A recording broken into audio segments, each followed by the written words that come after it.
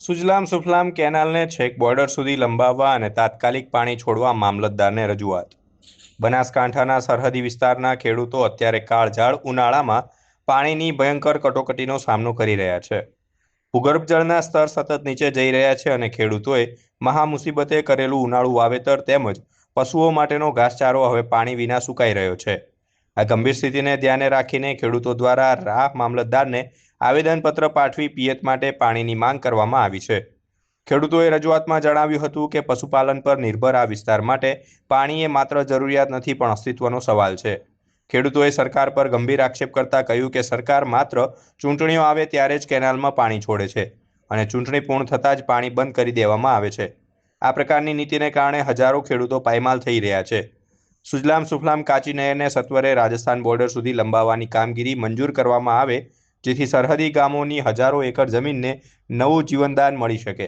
હાલની કપરી પરિસ્થિતિમાં ઉનાળુ પાકને બચાવવા માટે કેનાલમાં તાત્કાલિક અસરથી પાણી છોડવામાં આવે. ખેડૂતોએ આવેદનપત્રમાં સ્પષ્ટ ચીમકી આપી છે કે જો વહેલી તકે કેનાલમાં પાણી છોડવામાં નહીં આવે અને તેમની માંગણીઓ સંતોષવામાં નહીં આવે તો તેઓ ગાંધી ચિંધ્યા માર્ગે આંદોલન કરવાની ફરજ પડશે. આજે મામલતદાર સાહેબને આવેદનપત્ર આપ્યું છે. થરાદ ગ્રામમાંથી જે સુજલામ સુફલામ નહેર પસાર થાય છે, કાચી નહેર, એ ઘણા ટાઈમથી સૂકી પડી છે.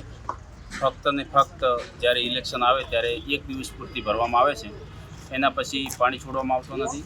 અત્યારે ઉનાળાનો સમય છે, ખેડૂતોને પશુપાલન માટે પાણી જોઈએ, ઘાસચારા માટે પણ પાણી જોઈએ અને છેલ્લા ઘણા ટાઈમથી સૂકી પટ પડી છે. તો મામલતદાર સાહેબને આવેદનપત્ર આપીને મુખ્યમંત્રીશ્રીને રજૂઆત કરી છે કે આ સુજલામ સુફલામમાં તાત્કાલિક ધોરણે પાણી છોડવામાં આવે અને જે નહેર ચાંગડા સુધી જે કાપી નાખવામાં આવી છે એ નહેરને નેનાવા સુધી અને રાજસ્થાન બોર્ડર ખોડા સુધી વધારી અને કાયમી પાણી ભરેલું રહે એ અમારી ખેડૂતોની માંગણી છે, લાગણી છે. અને ખેડૂતો વતી અમે પાર્ટીના આગેવાનોએ આજે મામલતદાર સાહેબને આવેદનપત્ર આપ્યું છે. જલ્દીમાં જલ્દી આ જો નિર્ણય નહીં આવે અને પાણી ભરવામાં નહીં આવે તો અમે ગાંધી ચિંધ્યા માર્ગે આંદોલન કરશું અને નહેર ભરવા માટે સરકારને ફરજ પાડશું.